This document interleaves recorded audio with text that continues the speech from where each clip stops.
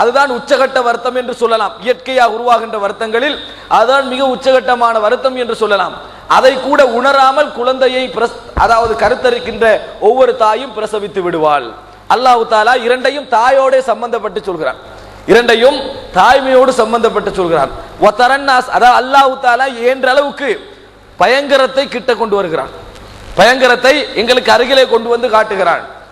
வதரன்னாஸ சுகாரா வமா ஹும் பிசுகாரா, மனிதர்கள் ஒரு போதையுற்றது போன்று இருப்பார்கள், எதுவும் விளங்காதவர்கள் போன்று, எங்கே ஓடுவது, என்ன செய்வது, யார் இருக்கிறார்கள், இது என்ன இடம் என்பதையெல்லாம் மறந்த ஒரு போதையுடைய நிலையிலே அவர்கள் இருப்பார்கள். உண்மையில் அவர்கள் போதையுடையவர்கள் அல்ல, உண்மையில் அவர்கள் போதையுடையவர்கள் அல்ல. வலாக்கின்ன அதாபல்லாஹி ஷதீத், என்றாலும் அல்லாஹ்வுடைய வேதனை மிக கடுமையானது, அல்லாஹ்வுடைய வேதனை மிக கடுமையானது. அல்லாஹ் தஆலா அந்த நடக்கின்ற நிகழ்வில் எங்களுக்கு எவ்வளவு ஞாபகங்கள் மறந்து போகும் என்பதற்காக அல்லாஹ் தஆலா சொல்கிறான். இங்கே உடலில் படுகின்ற காயத்தையோ மனிதருடைய உயிர் போகும் என்பதையோ வேதனைகளையோ அல்லாஹ் தஆலா சொல்லவில்லை. எங்களுக்கு எல்லா காரியங்களும் மறந்து போகும் என்பதற்கு அல்லாஹ் தஆலா சொல்லி காட்டுகிறான். இங்கே நடக்கின்ற வேதனைகள் கல்மாறி பொழியும் என்பதோ உயிர் போகும் என்பதை பற்றி அல்லாஹ் தஆலா சொல்ல வரவில்லை.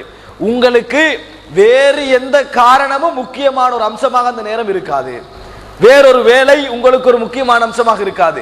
மறுமை வருகின்ற அந்த செகண்டில் உங்களது மனநிலை எப்படி இருக்கும் என்றால், சுமந்திருக்கக்கூடிய கற்பத்தை சுமந்திருக்கக்கூடிய தாய் கூட தனது கற்பத்தில் கவனம் எடுக்க முடியாது, பால் கொடுத்து கொண்டிருக்கக்கூடிய தாய் கூட தனது குழந்தையில் கவனம் எடுக்க முடியாது என்பதைத்தான் அல்லாஹ் தஆலா அவ்வளவு ஒரு பயங்கரமான நாளாக அது இருக்கும் என்று அல்லாஹ் தஆலா சொல்லி காட்டுகிறான். சகோதரர்களே, இதை அல்லாஹ் தஆலா இந்த வசனம் சுருக்கமாக சொல்லுகின்ற விஷயத்தை முழு குர்ஆனிலும் அல்லாஹ் தஆலா வரி வரியாக விவரித்து காட்டுவதை பார்க்கிறோம். அந்த அனைத்தையும் நாங்கள் தெரிந்து கொண்டால் மிகவும் நல்லது.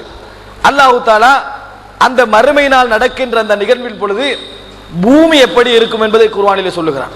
நாமல் வாழ்ந்து கொண்டிருக்கக்கூடிய பூமி. சகோதரர்களே, ஒரு மனிதன் எல்லா விதமான பாதுகாப்பையும் ஏற்பாடு செய்யலாம், ஆனால் அந்த பாதுகாப்பு எல்லாம் எந்த இடத்தில் ஏற்பாடு செய்ய வேண்டும்? நிலத்திற்கு மேல் தான். எதிலே? நிலத்திற்கு மேல். இவன் என்னதான் 110 மாடி கட்டடம் கட்டினாலும், எவ்வளவு பலமான பாதுகாப்புகளை ஏற்படுத்தினாலும், அதில் ஒரு அசைவு ஏற்பட்டால் அந்த அனைத்து விஷயங்களும் ஒரே நேரத்தில் சுக்குநூறாகி போவதை நாங்கள் பார்க்கிறோம். இன்று ஆதம் அலைஹிஸ்ஸலாத்துடைய காலம் தொடக்கம் இன்று வரைக்கும் எடுத்து பார்த்தால் டெக்னாலஜி, தொழில்நுட்பம் எவ்வளவு வளர்ந்திருக்கிறது. சுனாமி வருகின்ற பொழுது சுனாமி முன்னெச்சரிக்கைக்கான சிக்னல்கள் எல்லாம் ஏற்படுத்துகின்ற அளவுக்கு விஞ்ஞானம் வளர்ந்திருக்கிறது. அங்கே விண்வெளியில் சுத்தி கொண்டிருக்கக்கூடிய அந்த அந்த ரொக்கெட்டிலே என்னென்ன மாற்றங்கள் நடந்து கொண்டிருக்கிறது என்பதை இங்கிருந்து பார்க்கக்கூடிய அளவுக்கு விஞ்ஞானம் வளர்ந்திருக்கிறது. ஆனால் அல்லாஹ் தஆலா அன்றைக்கு எதை கொண்டு அழித்தானோ அதை விட புதிதாக ஏதாவது ஒன்றை கண்டுபிடித்திருக்கிறானா இன்றைக்கு அழிப்பதற்கு? இல்லை. அன்று காற்றால் அழித்தான், இன்றும் காற்றால் தான் அழிக்கிறான். அன்று கடலால் அழித்தான், இன்றும் கடலால் தான் அழிக்கிறான். அன்று மழையால் அழித்தான், இன்றும் மழையால் தான் அழிக்கிறான்.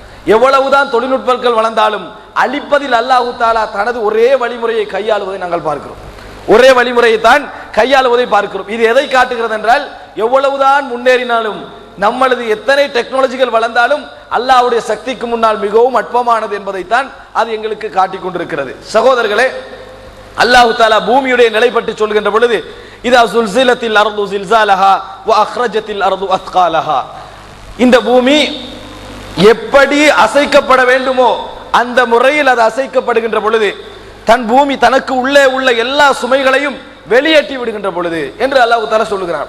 இந்த உள்ளே உள்ள எல்லா சுமைகளும் என்றால் கபறுகள் என்று நினைக்க கூடாது. கபறுகள் என்பது மேலால் உள்ள விஷயம். ஒரு மழை தண்ணி வந்தாலும் வெளியே வழங்கும். அல்லாஹ் அதை சொல்லவில்லை.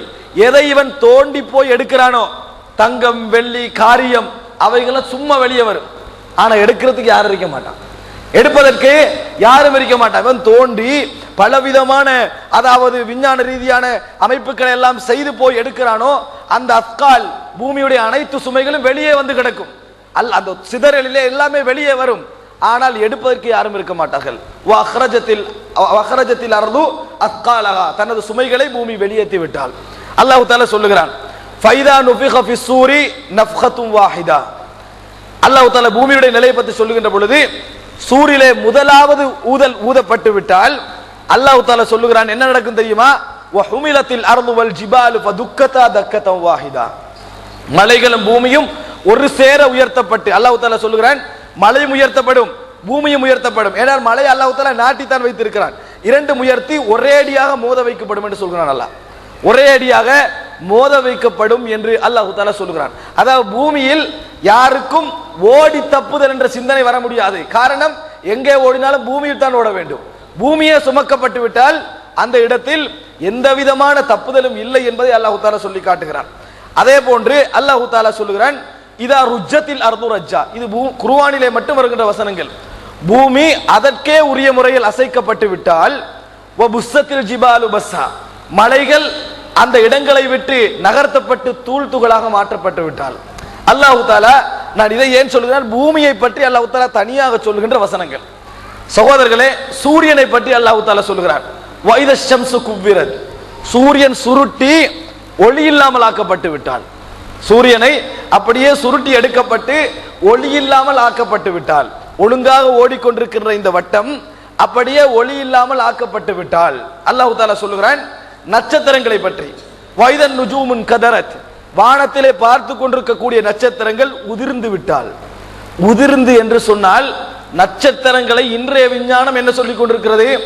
நான் அன்றைய காலத்தில் கற்பனை பண்ணியது போன்று முத்து போன்று விஞ்ஞானம் சொல்லவில்லை. பூமியை விட பன்மடங்கு பெரிதான கோள்கள், கோள்களை விட பன்மடங்கு பெரிதான வடிவங்களை கொண்டவைகள் தான் நட்சத்திரங்கள். இந்த நட்சத்திரங்கள் உதிர்ந்து விட்டால் என்று சொன்னால், ஒரு நட்சத்திரம் இந்த பூமியில் உதிர்ந்தால் போதுமானது. ஒரு நட்சத்திரம் இந்த பூமியில் உதிர்ந்தால் போதுமானது. கோடான கோடி நட்சத்திரங்கள் உதிர்ந்து விட்டால் கற்பனை பண்ணி பாருங்கள், அங்கே எங்களுக்கு தப்புதல், ஓடுதல், மறைதல் என்கின்ற சிந்தனையே வர முடியாது. அல்லாஹ் இதெல்லாம் ஒரே நேரத்தில் நடக்கும். அல்லாஹ் தஆலா குர்ஆனில் வேறு வேறு சொன்னாலும் பூமி அசைகின்ற நேரமும் மலை அசைகின்ற நேரமும் நட்சத்திரம் உதிர்கின்ற நேரமும் ஒரே நேரம், ஒரே நேரத்திலே அனைத்தும் நடக்கும். அல்லாஹ் தஆலா சொல்லுகிறான், ஃபைதன் நுஜூமு துமிசத், சும்மா வந்து உதிராது, வெளிச்சமாவது வழங்கும், நட்சத்திரத்துடைய வெளிச்சங்களும் போய்விடும். அந்த வெளிச்சங்கள் தானே அல்லாஹ் தஆலா அதுக்கு கொடுத்திருந்த ஒளி, அவைகள் எல்லாம் இல்லாமலாக்கப்பட்டு பூமியின் மீது விழும் என்று அல்லாஹ் தஆலா சொல்லி காட்டுகிறார். உதிர்ந்து விடும் என்று சொல்லுகிறார்.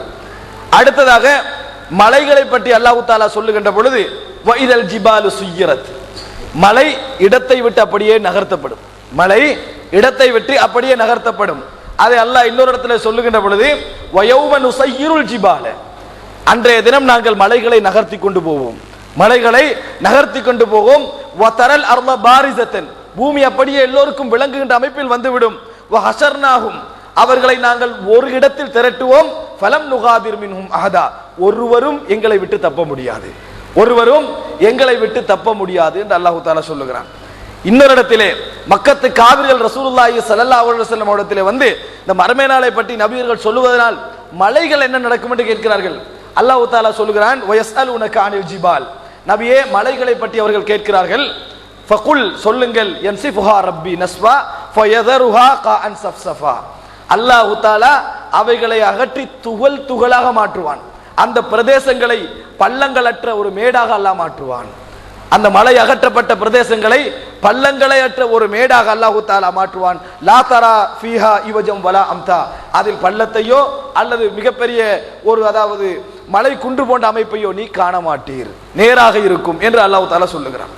இன்னொரு இடத்திலே யௌம தர்ஜுஃபுல் அர்து வல் ஜிபாலு வகானத்தில் ஜிபாலு கதீபம் மஹீலா, அதாவது பூமியும் வானமும் துகள் துகளாக்கப்படும். மழை எப்படி மாறும் தெரியுமா? கொட்டப்பட்ட பஞ்சுகள் போன்று, குவிக்கப்பட்ட மணல்கள் போன்று மாறிவிடும். குவிக்கப்பட்ட மணல்கள். சகோதரர்களே, இது சொல்லுகின்ற பொழுது கற்பனையில் எல்லாம் ஒரு சிறிய வடிவத்தில் விளங்கும். ஒரு